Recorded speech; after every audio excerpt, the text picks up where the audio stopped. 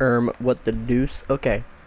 Only in the FNAF fandom can something literally happen on screen and still have its canonicity unfairly debated many years after the release. Of course, today I'm talking about the DCI, or the Dead Children's Incident.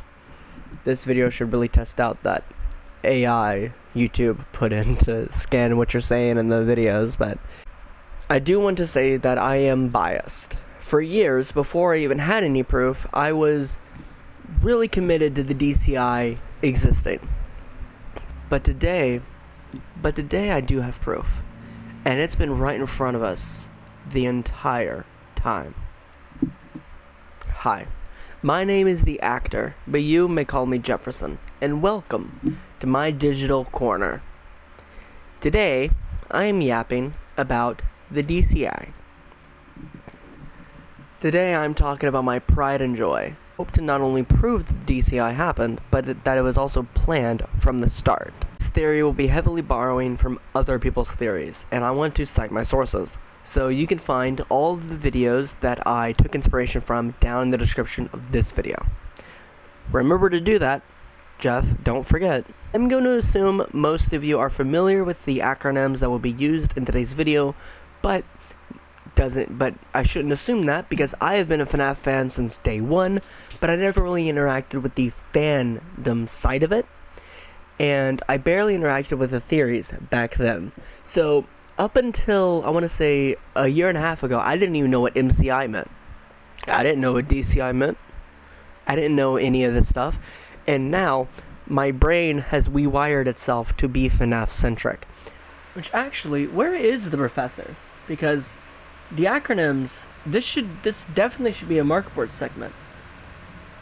Let me try calling him. Come on, Professor, pick up. Oh, hey, Jeff. What are you doing? What am I doing? What are you doing? I thought you knew. I'm in Los Santos right now.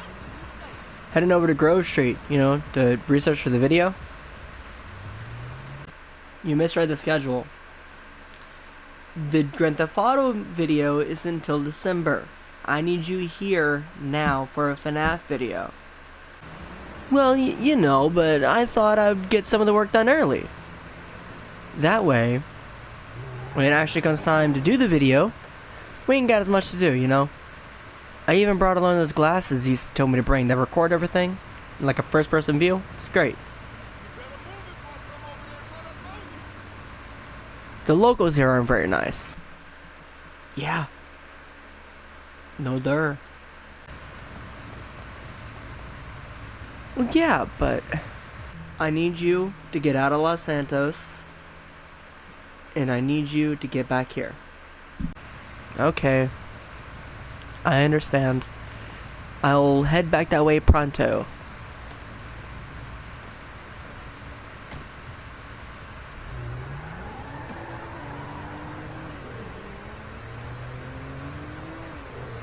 Welcome to Professor Jefferson's English Studies this time. I am your teacher. The camera's moving. Red alert. Camera is moving. Jeff, why didn't you warn me this would happen? I tried telling you that everything was mixed in there together. Don't you try to blame this on me. You jerry-rigged this thing with, what is these, movies and books? You call that a tripod? God, I deserve better equipment than this. Okay, and who's gonna buy that better equipment? Okay, things don't just I can't just magically write things into existence. Okay, today we are going to be talking about a couple acronyms and stuff for the FNAF Theory. Starting with the MCI. Starting with MCI, which stands for Missing Children, trying to write fast, Incident, which stands for the Missing Children's Incident, okay? The MCI is the special murder, the one that everybody agrees happens, unless you're game theory. The MCI is made up of 5 missing children: Susie, Gabriel, Jeremy, Fritz, and Cassidy. Okay? This microphone's really hurting. They are stuffed into... We find these names in the FNAF 6 ending, where it shows you the 5 gravestones that line up surprisingly well, that line up almost exactly with the FNAF 3 good ending screen. On the other hand, are nameless at first. Turn our attentions to the extended media, we can actually solve who the DCI are. But I actually think we got answers for who the DCI are all the way back in 2016 with this book, The Silver Eyes. Professor, Scott Cawthon himself directly said that the Silver Eyes books are not in continuity. How are you using them for this lesson about the game's timeline? Well, you're absolutely right there, Billy. That's not my name. The Silver Eyes was stated by Scott to be an alternate continuity. But, as we've seen before, characters and concepts can carry over, as they have. Everyone already agrees that William, Henry, Elizabeth, and Charlotte from the Silver Eyes novels are also in the game's timeline. And the Silver Eyes is also where we got concepts such as Remnant from. But there's no reason why it has to stop there. There are more characters in the Silver Eyes, like Stanley the Unicorn. Absolutely right there, Robert. Hold on. Does he know my name? Oh yeah, don't worry about him. He's just in one of his moods today. Throughout the Silver Eyes, we are introduced to 5 new characters: Jessica, John, Carlton, Marla,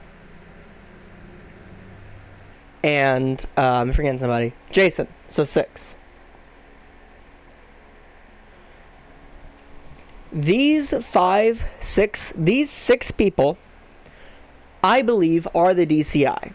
Carlton is the only body we don't see, because as he himself states in the book, he always liked to hide underneath the tables, and there's a blood puddle underneath the table. So let's do a thing here. Blood puddle. Table. See that? Jessica says that she spent a lot of time with Bonnie, treating Bonnie as a confidant growing up. Marla has been associated with carousels, and there is a body over where the carousel would have been on Cam 10. The rest of these are sort of more vague. We don't really know where Lamar, John, or Jason go. But there are 5 bodies out in the open, so they have to be here as well. And the one blood puddle underneath the table likely belongs to Carlton. Okay. Jessica dying right under Toy Bonnie actually gives us our best lead for Shadow Bonnie came from. Shadow Bonnie most likely being the agony amalgamation of the DCI as a whole. Or maybe just Jessica's agony, who knows?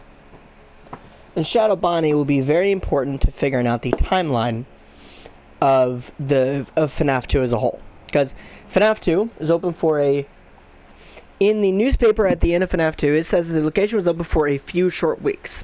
Which a few colloquially refers to 3 or... What's wrong with this marker? 3 or more. At least that's the way we use few where I'm from. But if it was 4 weeks, that would be a month. So it has to be 3 weeks. The FNAF 2 location is in operation for 3 weeks. And through that time, it has 3 security guards. I can't close this. And during that time, it has 3 security guards. William Afton, Jeremy Fitzgerald. Did I actually break this marker? It has 3 night guards. William Afton, Jeremy Fitzgerald, and Fritz Smith. Fritz Smith, most likely Michael Afton. But if I actually had freedom and could pick someone for Fritz Smith to be, obviously Fritz Smith is an undercover cop investigating why 3 major events happened in this building within 3 weeks of each other. But I think that is it. I think that is all I'm here for. I'm going to pass it back over to regular Jefferson so I can go actually do my job and investigate Grove Street like you told me to. No, your job is... Fine. Fine. Go back to Los Santos. I don't care.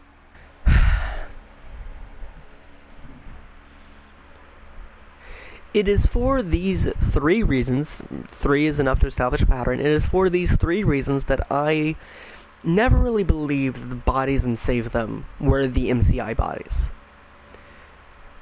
You can excuse the blood puddles by just doing like, oh, memory wonkiness, but the MCI bodies, if this is true, right? If this is true, the MCI bodies would not be in the positions of people that resemble the Charlie's friends for the DCI. Unless they're all being replaced by the DCI's memories, but then you still have to agree the DCI happened. You don't get out of it. Also, personal opinion insert here. I don't really like the idea that the toy animatronics were made with spare parts from the Wizards. I think Phone Guy, like, undeniably says that, but I hate that, and I hate Toys MCI.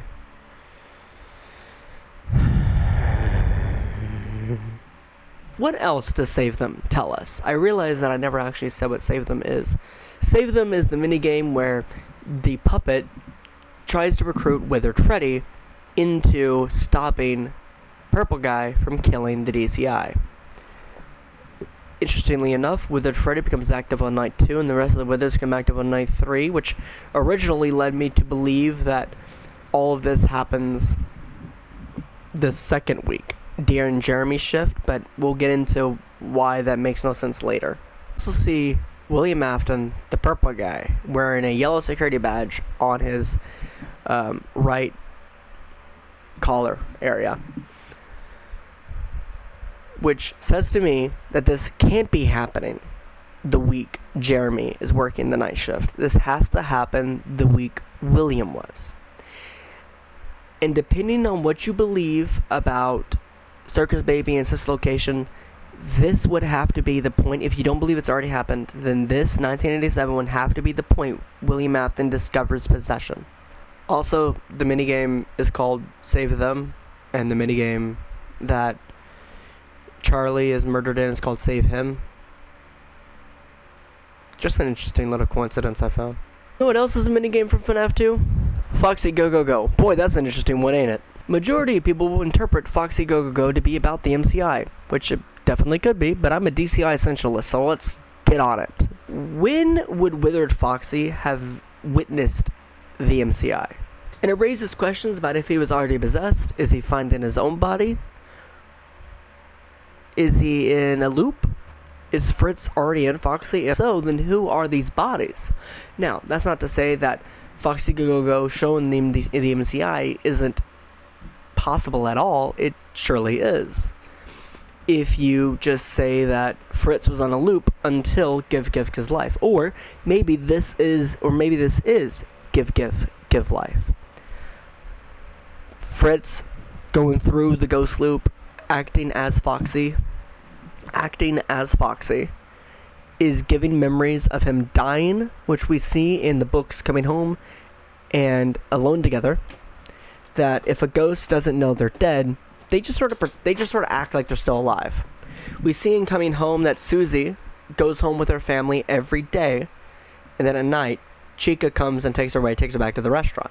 But while she's with her family, she just thinks everybody's ignoring her. She doesn't know she's dead. And Alone Together, I haven't read it yet, but Alone Together is the story all about how Travis is being helped by his dead grandma to find his own body. Which, I gotta say,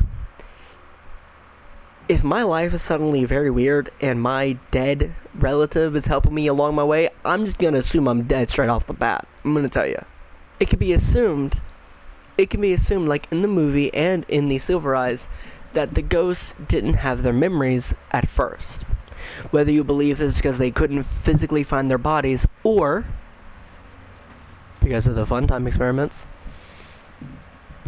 their memories were scattered, shattered, and separated. This could also be why in the source code for Save Them itself, it says dead Bonnie, dead Chica. Because they don't know who they are yet. So theoretically, this could be Charlie going through Fritz's memories to help him become one with his new vessel. Maybe the jailer? Maybe 5 keys? Maybe. Similar to what Fazbear Entertainment actually proposed for Save Them as a whole. I don't think this theory actually holds up. Let's compare it to another theory called Loop Victim. Throughout FNAF 4's daytime minigames, we play as Evan. I don't want to hear about it. As he goes through his birth week, whereas his older brother during this, bullying him relentlessly. But at least he didn't get Kesha to play. With these minigames, Evan is not alone. We also see our favorite yellow toy, Psychic Friend Fredbear. He can teleport, he can talk remotely, he can even dispense ice cream. In the real 1983 was most likely being used by William to communicate with Evan and spy on him remotely. As we see in the Sister Location Bunker private room, if you enter the code 1983 on the breaker room map, you see cameras of the FNAF 4 testing chambers. And right next to those monitors is the Fredbear plush with a walkie-talkie sitting in front of it. But it doesn't have to be. FNAF 4 testing chambers are likely not the same as the house that they actually lived in. I believe the house was connected to the bunker, but the FNAF 4 chambers, I don't think that building was the actual house that the pipe victims stayed in. Primarily because of didophobia. Now I know, world's #1 Tales games hater picks and chooses when he actually wants to use the books. I know, I'm a hypocrite. Hungry hypocrite. But didophobia says that it describes the FNAF 4 testing chambers the exact same way. If we are to cherry pick at all, and I think we should, because like I said earlier in the Silver Eyes, characters and concepts and key mechanics carry over, then I think didophobia is a great story to cherry pick. It doesn't have to be. Maybe William, or more likely Michael, had the Golden Freddy plushie down there trying to do a spirit box session, trying to communicate with Evan. It doesn't work. But he doesn't get much of a chance to because he is being pursued by Innard. Even if William was using the Fredbear plush to spy on the Vibe victim before he got bit, that doesn't excuse everything else that doesn't excuse everything else that we see this yellow bear do. The Fredbear plush is on Evan's bed when he's in his bedroom. You leave, it's on top of the clock. You go out to the living room, it's on the couch. You go out into the street, the Fredbear plush is in the sewers. These are not movements. It didn't run from the bed to the clock to the couch to the sewers. This bitch is teleporting. This bear is teleporting.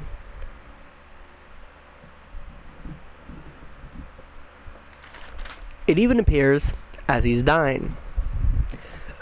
And that's not to say William isn't speaking through it at all. Now, but if William isn't doing all this, who is? Well, to do that, we have to talk about my favorite ghost, Cassidy. Yep, the Vengeful Spirit, the 5th MCI victim, one half of Golden Freddy. I don't want to hear any Golden Duel slander in this community, okay? Look at the survival logbook. Look at the survival logbook. I don't know how two ghosts manage to manipulate the survival logbook that's ostensibly in the FNAF 3 location, the only place Golden Freddy isn't. But look at the survival logbook. Speaking of the survival logbook, it is a great example of ghosts existing in the FNAF franchise outside of the whole suit stuffing thing, you know. I feel like people get a little hung up on the rules, and they think that suit stuffing is the only way things can be possessed. So it has to be metal. It has to be metal. The white tiger, and how do you explain the white tiger manifestation? How do you explain? How do you explain the survival logbook? Because from everything I have heard, the survival logbook is supposed to be diegetic and in universe.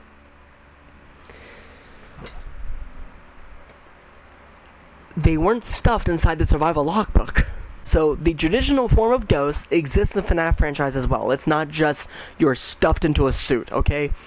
Remnant is a type of ghost. It's not ghosts. It's not the whole ghosts. It's a type of ghosts. Speaking of, 3 weeks ago, another YouTuber named Mamakato uploaded a great video talking about how Remnant and possession is a lot more emotional than it is scientific. And I'll leave that video linked in the description as well. The only part about it I don't like is when she denies Toys DCI. But I'm about to deny Toys DCI, and I'm going to have to grit my teeth and get through it. But first we have to finish this loop victim tangent so I can get back to Foxy Go, so I can get back to the real topic. All this to say, when people are viewing other people's memories, they appear in those memories. We see this in Into the Pit when Oswald becomes a part of that memory, and he can talk to the people there, and he can play the arcade games, and he can do Happiest Day for some reason. This is because I don't think this is just a memory. I think Oswald is going to the flip side, and that's the reason why when you break the door in the pit world, the door in real life breaks, because everything that has an effect out there has an effect in here, and vice versa. Also see this in the movie universe when the MCI souls are viewing Mike's memories. They are literally in his dream. I don't believe Charlie is I don't think Charlie is instructing Foxy through these memories. It is still possible that this is the aftermath of Give Gives Give Life, and this is Fritz getting his memories at that point. But I don't believe Foxy Go to be the MCI. I think it's the DCI instead. And I think this gives a perfect explanation for the bite of 87. Think about it. Darren William Shift. I am so fucking out of breath. Darren William Shift, he kills 5 or maybe 6 kids. Withered Foxy witnesses it. And he is so mad and angry. Maybe he has memories back at this point. Maybe he doesn't. I think he does. And he's angry about it. So, what does he do? Well, for the whole entire next week, he's trying to get into your office. From night 3 onward, he is trying to get into Jeremy's office. And he doesn't, and the Freddy mask doesn't fool him, because he's angry enough to not be fooled by the Freddy mask. That's right. God anger. Jeremy always has his trusty flashlight ready. But what happens during a birthday party? When he has to go get a spare part, or maybe he's just going to the back for some reason. And Withered Foxy is there. And maybe he doesn't have his flashlight because it's the day shift. Withered Foxy sees a man in a security guard outfit. And he kills him. Well, he doesn't kill him. And all that anger comes welling back up, and he bites his head. Be asking, well, if this is the aftermath of Give Life, why didn't this happen sooner? The MCI happens in 1985. Because Give Life happens in 1987. Because against my best wishes, I believe Charlie died in 1987. See this rocking? This is called distancing. Okay? I don't want to believe in Charlie 87. Some people, myself, I used to be one of these people, some people have an issue with escalation. Why would William do the MCI, do the fun times, the schedule theory, murders, and all of this? And possibly Andrew, and then after all of that, kill Charlie. When the motive for the other way around, for Charlie 83, the motive is so simple. Henry's robot killed my son. I'm going to kill his daughter. I take his daughter, we're even now. You know, then William finds out, hey, that felt pretty good. Let me do this 20 more times. But I think Charlie would be an escalation. I mean, she's practically his niece. Vastly different than 5 random kids at your restaurant.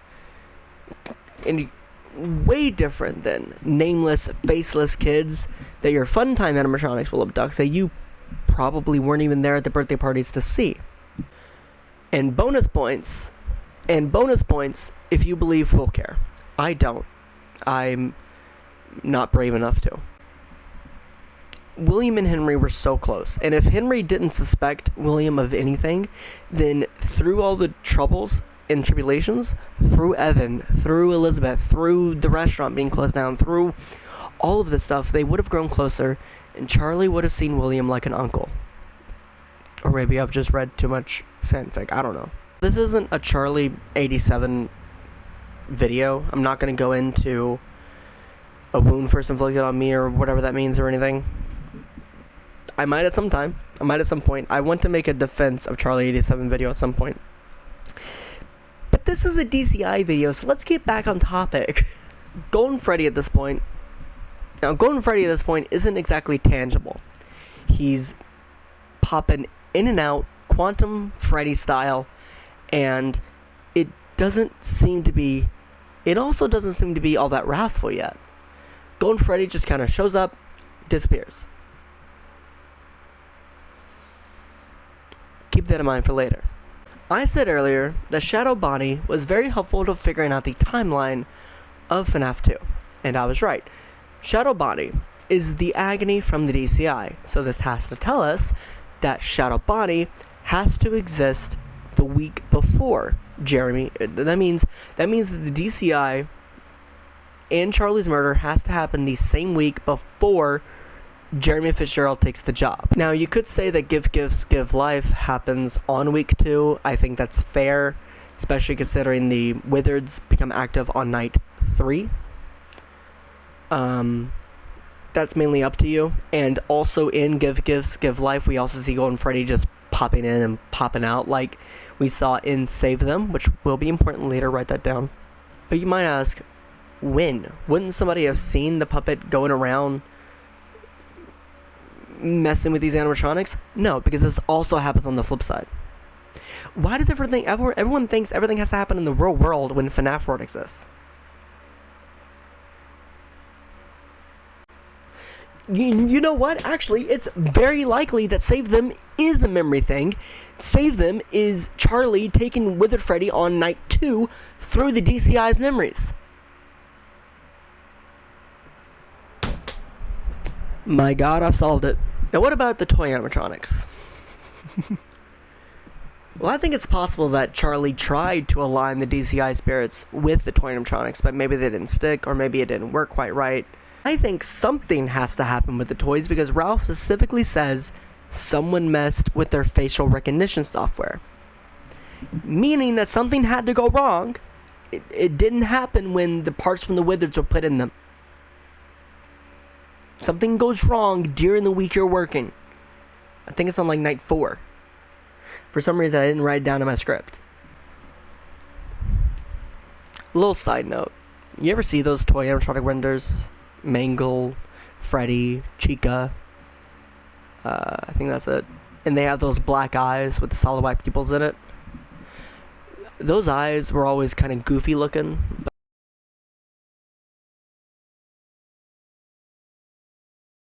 Those eyes were always sort of goofy looking.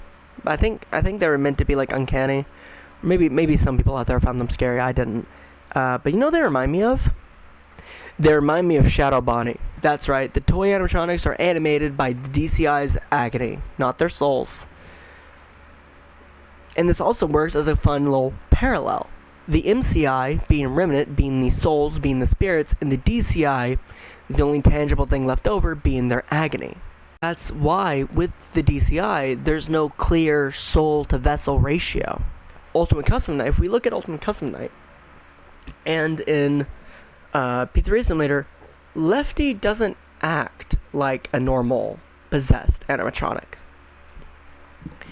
In fact, in Ultimate Custom Night, he acts more like an animatronic than a ghost. When Lefty kills you in Ultimate Custom Night, he just says, "I'm so glad I found you. Let me make room for you. There's room for one more. Shh." Lefty is still carrying out his mission of capturing the puppet. That doesn't read to me like something a ghost would say. He doesn't seem as conscious to me like Scrap Trap, Scrap Baby, or Molten Freddy is in the same game. And doesn't seem to be as involved as the other spirits in Ultimate Custom Night. And where did the toy animatronics end up? Nowhere, they're scrapped. And 30 years later, they're in the Fazbear's Fright horror location. That's right, I did the math. I don't know where the 30-year figure came from for FNAF 3, but it lines up. 1987, 2017. Also in Fazbear's Fright horror attraction, the Phantoms appear. What does that mean? No idea, man. You know, it's disappointing that salvage wasn't real, because it would have been so cool if while the Fright Guard is like rigging everything to blow and setting up Happiest Day minigames or whatever, Salvage and Springtrap were just duking it out, and Salvage was being controlled by the DCI Is agony.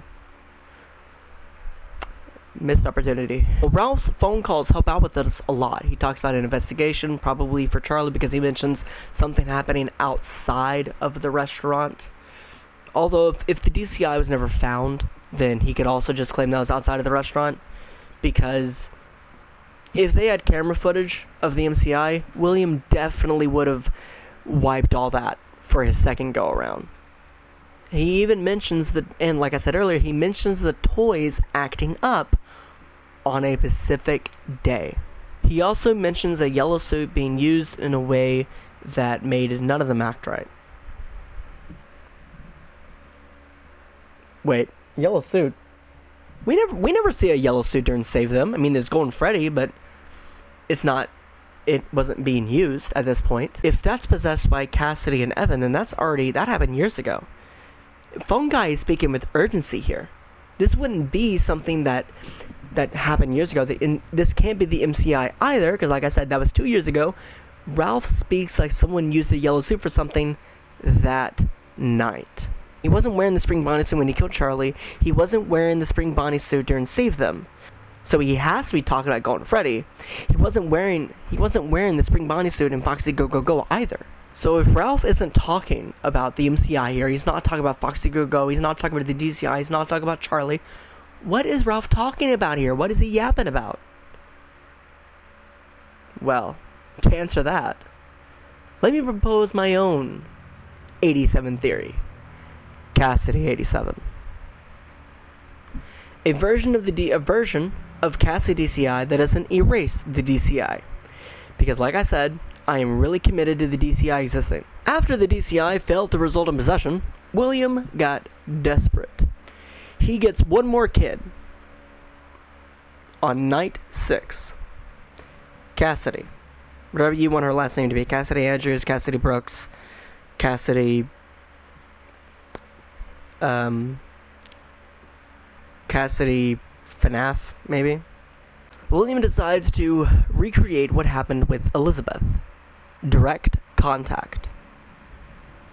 He gets Cassidy, spring locks her inside of the Fredbear suit where part of Evan's soul is currently at. Cassidy dying in 87 also solves a lot of it.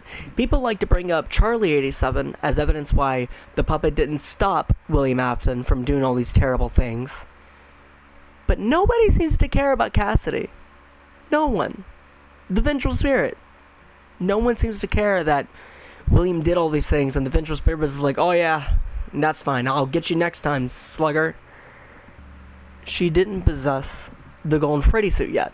Only Evan did. And he wasn't tangible enough because he didn't have all his memories together.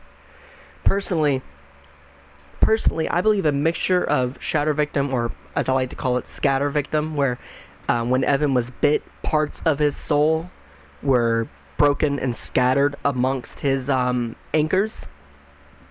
by Agony. And part of Evan stayed in the Golden Freddy suit, but parts of him are the daytime minigames from FNAF 4. That's right. I'm changing all these theories. Primarily, I also really like Cassidy 87 because of the One Night 87 Easter egg found in the... Hold on. If you go to the very first FNAF game, you type in 1987, Golden Freddy jump scares you, and your game crashes. Now, you might say this is only an Easter egg and it doesn't mean anything. I think that's gay. My least favorite type of anything is an Easter egg that doesn't mean anything. Well, what night does Golden Freddy become active? Well, technically he's active the entire night. But it becomes significantly more violent on night 6, the same night as the yellow suit phone call. I'm going to call the video here, guys. I don't think the DCI is actually that complicated. Let me know if there's something I missed down in the comments. I would love to hear your thoughts.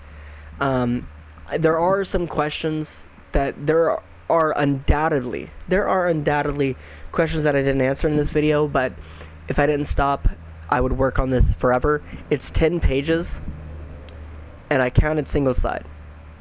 So, there's 20 pages double-sided right now, and I have to get this video out today.